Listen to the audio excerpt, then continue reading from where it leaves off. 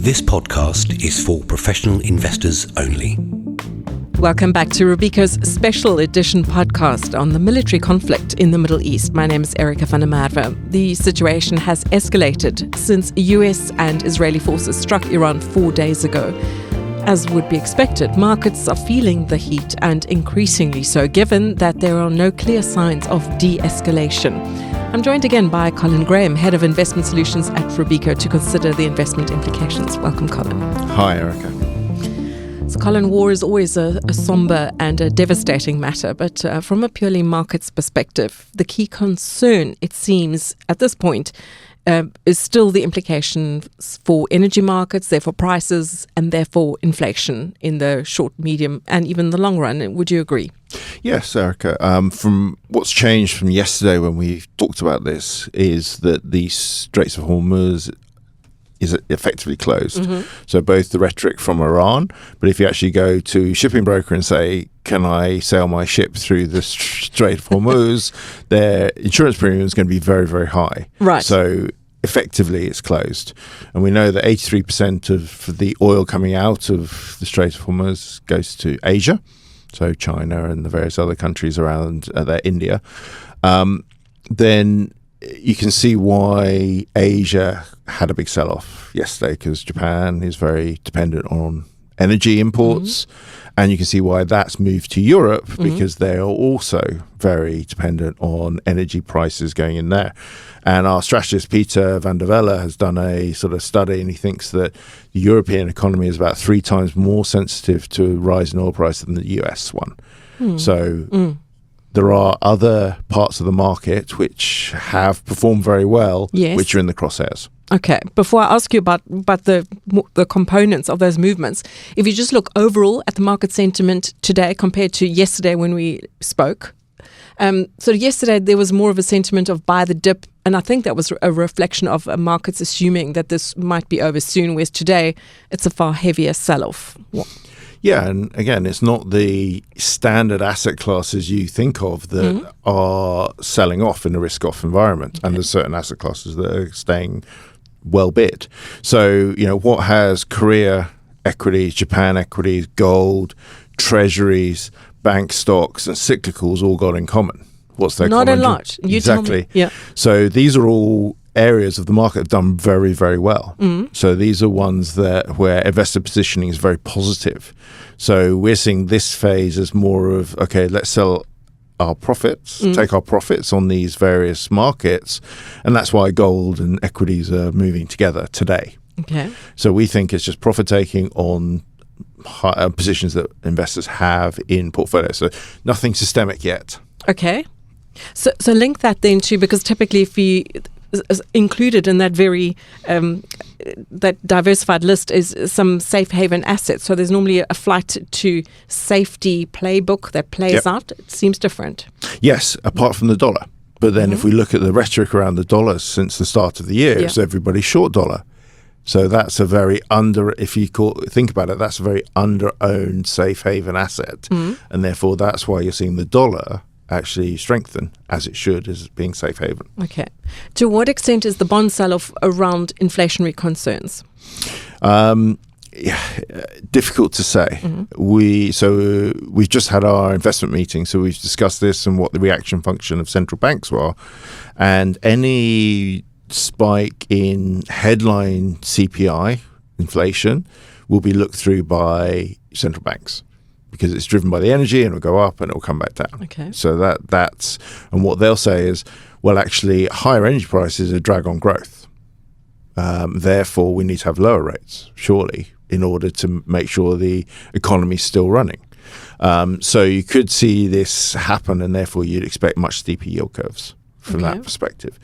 So again, I'm not sure that the inflation aspect is fully priced in, because if President Trump comes up tomorrow and says the war's over before his vote on Thursday in Congress, then you could see, well, this was a very short-lived episode, therefore it doesn't have any inflationary impact.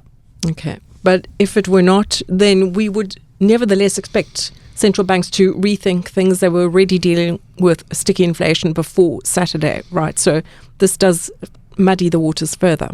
Yes, and I think it's the long-term horizon versus the short-term horizon. Short-term, they have to make sure that growth is still okay, and then they can worry about inflation later on. So central banks always worry about deflation and inflation, and if they don't have the tools to get out of a deflationary spiral, see BOJ, for example. So they want to avoid that at all costs. So they'd rather err on the side and say, well, we know how to deal with inflation and we'll deal with that later. Very similar to what we saw at the start of this decade in the US, where Powell was saying, don't worry about it. We know we can deal with inflation. We're going to see it as transitory and then we'll deal with it if it comes. Right. So far, you've touched on aspects of this, but which asset classes and which sectors have been the clear winners so far? Cash has been the key winner. But again, look, we're still close to all-time highs in equities. It's not that it's like 2-3% fall. So it's not a big thing. What we're concerned that it continues further on. We've done some analysis looking at prior events where you've seen a kinetic escalation of tensions, and generally you see it lasts 2 to 3 weeks to the bottom of the market, and it lasts 2-3 weeks to get back to where you were at the start. So that's telling you, it could continue. So what we're doing is we're saying, look, we don't know, so let's cut half of our overweight in equities for risk management purposes. Let's see how this plays out. The end of the week is going to be key, whether the vote in Congress about the intervention in Iran is legal or not. If Donald Trump declares victory before that, then there's no vote, if you like. Secondly, if the Straits of Hormuz is still pretty closed by the Friday, then I think we'd be de-risking the portfolios further, because the escalation period and the duration of the disruption is getting longer. And therefore people will stop looking through this as a regional conflict and go, okay, this can affect the global economy. Let's figure out how it is. Unfortunately, they'll say, let's figure out how it's going to affect the global economy and the assets we want to hold, but they'll do it from a neutral position, not an overweight position. Hence why we've seen this de-risking of trades that have been very popular this year. So just a final point on your portfolio and your tactical positioning right now. If you were to de-risk your portfolio, define what that means. So we would take equities out. So we've been long emerging markets, and we have been neutral in the US, and which means that we've been sort of slightly overweight Europe and Japan. So though Japan, Europe, and emerging markets are where we will take the risk down. So we'll cut the overweight in half.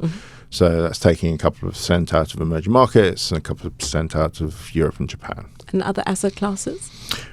We discussed this, and I don't like any of the other ones. Preferring cash right now? Yes, absolutely. So even long duration bonds, you're concerned about that given the price action. Short duration bonds will probably work.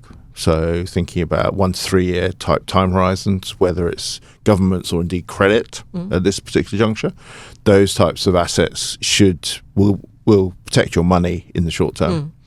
From your perspective, just to emphasize, this is not investment advice. You're talking around how you're thinking around your own portfolio right now. And then, Colin, in closing, what steps, announcements or diplomatic moves do you think would cause markets to calm down, in addition to what you've already mentioned about US Congress? I think the de-escalation. We are not sure what the other large player in the world, the other superpower in China, we're not sure what they're going to do and how they're going to react. We have a summit between Trump and Xi coming up soon. So again, we've seen this before where the US administration will escalate in order to get a good negotiating stance. Right. So if you think of that direction, and we touched on this yesterday about the wider restriction on oil supply to China as well. So that to me is the sort of the end game that we're sort of working on. So it means it could last 2-3 weeks. Colin, great. Thanks so much for coming in again, sharing your insights. Thanks, Erica. That was Robeco's Colin Graham giving his expert insights on the market implications of the ongoing events in and around Iran. Thank you for joining this special update, available on all major podcast platforms and on the Robeco website. Stay tuned for our regular monthly episode. Until next time. Thanks for joining this Robeco podcast. Please tune in next time as well. Important information. This is marketing material intended for professional investors. Capital at risk. The podcast was brought to you by Robeco Institutional Asset Management, a Dutch investment management firm located in Rotterdam, the Netherlands. Robeco Institutional Asset Management BV has a license as manager of UCITS and AIFs for the Netherlands Authority for the Financial Markets in Amsterdam. In the US, this is brought to you by Robeco Institutional Asset Management US Inc., an investment advisor registered with the US Securities and Exchange Commission.